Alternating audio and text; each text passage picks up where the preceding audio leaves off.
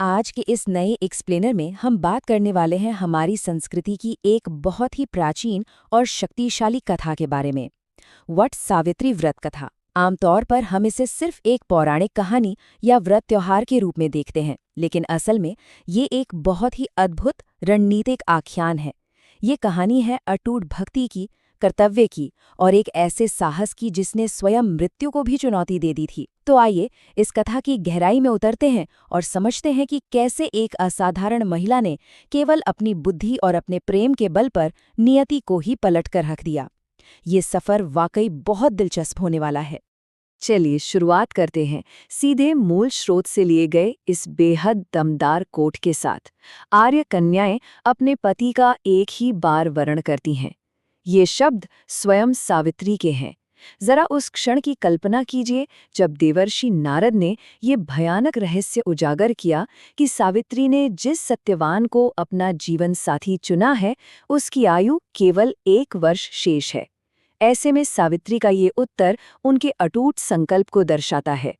यह सिर्फ एक वाक्य नहीं है, बल्कि उनके आंतरिक साहस और असीम प्रेम की वो मजबूत ढाल है जिसे स्वयं मृत्यु का भय भी नहीं तोड़ सका। तो अब हम बढ़ते हैं भाग 1 की ओर, एक साहसिक चुनाव। इस पूरी कथा की नींव एक बहुत ही सशक्त विकल्प के साथ रखी जाती है। राजा अश्वपति अपनी पुत्री सावित्री के लिए कोई योग्य वर नहीं ढूंढ पा रहे थे, इसलिए उन्होंने एक बहुत ही प्रगतिशील कदम उठाया और सावित्री से स्वयं अपना जीवनसाथी चुनने को कहा। अपनी इस यात्रा पर सावित्री की भेंट तपोवन में सत्यवान से होती है। सत्यवान गुणवान थे, धर्मात्मा थे, लेकिन यहाँ ध्यान देने वाली बात यह है कि सत्यवान के पिता राजा द्युमत्सेन नेत्रहीन थे। उनका राज्य छिन चुका था और वे वन में एक निर्वासित कठिन जीवन बिता रहे थे। सावित्री जानती थीं कि ये जीवन बिल्कुल भी आसान नहीं होगा, फिर भी उनके प्रेम और उनके साहस ने उन्हें सत्यवान को ही चुनने के लिए प्रेरित किया। और ठीक यहीं से असली संघर्ष शुरू होता है। देवर्षि नारद की विनाशकारी भविष्यवाणी थी कि सत्यवान अल्पायु हैं और ठीक 1 वर्ष बाद उनकी मृत्यु निश्चित है। दूसरी तरफ था सावित्री का अटल निश्चय। राजा अश्वपति ने उन्हें बहुत समझाया, बार बार निर्णय बदलने को कहा, लेकिन सावित्री का एक ही जवाब था, चाहे जो हो जाए विवाह तो सत्यवान से ही होगा। अब आते हैं भाग 2 पर, भयानक उल्टी गिनती। यहाँ ये अंक 3 कथा में बहुत गहरी अहमियत रखता है। विवाह के बाद सावित्री वन में आ गई। सब कुछ सामान्य लग रहा था, लेकिन उनके मन के कोने में वो भयानक उल्टी गिनती लगातार चल रही थी। मृत्यु का दिन जैसे जैसे पास आ रहा था, उनका हृदय भारी होने लगा। लेकिन हार मानने या रोने धोने के बजाय उन्होंने क्या किया? ठीक उस भविष्यवाणी वाले दिन से 3 दिन पहले उन्होंने एक अत्यंत कठोर उपवास शुरू कर दिया। ये सिर्फ एक साधारण व्रत नहीं था, ये आने वाली सबसे बड़ी और भयंकर परीक्षा के लिए उनकी शारीरिक और मानसिक तैयारी थी। जरा इन महत्वपूर्ण चरणों पर गौर करें, क्योंकि आज जो वट सावित्री व्रत किया जाता है उसकी जड़ें बिल्कुल यही हैं।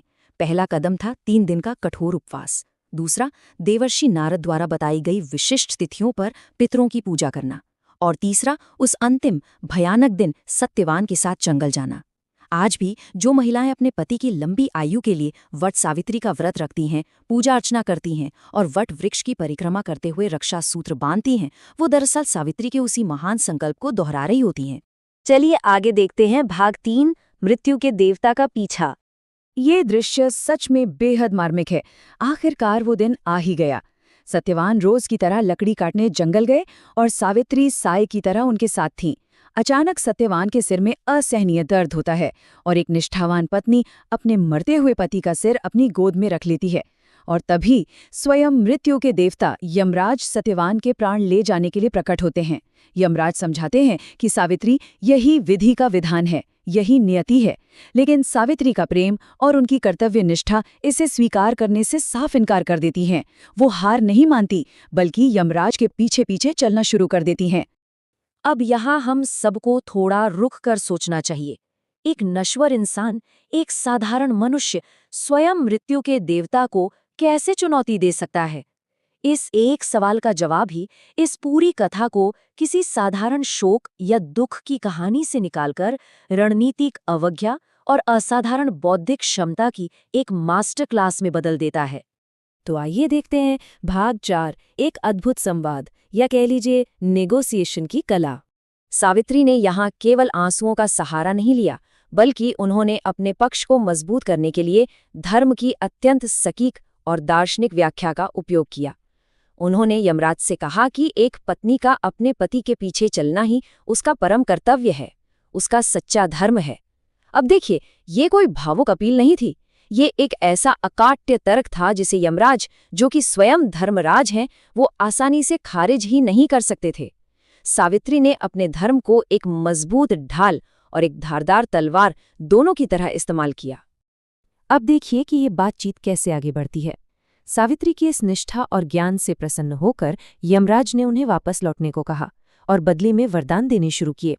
पहले चरण में सावित्री ने अपने नेत्रहीन सास-ससुर के लिए दिव्य दृष्टि मांगी। दूसरे चरण में उनका खोया हुआ राज्य वापस मांग लिया। ये दोनों वरदान मिल गए, लेकिन सावित्री के कदम फिर भी नहीं रुके। ध्यान दीजिए, शुरुआत में उन्होंने अपने लिए कुछ नहीं मांगा, बल्कि अपने परिवार को सुरक्षित किया। ये उनकी अद्भुत दूरदर्शिता थी। और फिर आता है तीसरा चरण, जहां उन्होंने स्वयं के लिए सौभाग्य और 100 संतानों का वरदान मांगा। और यहीं पर आता है सबसे दिलचस्प मोड़, द लॉजिकल ट्रैप। यमराज ने बिना ज्यादा सोचे ये वरदान भी दे दिया। अब सावित्री ने बहुत ही शालीनता से पूछा, प्रभु, मैं एक पतिव्रता स्त्री हूँ।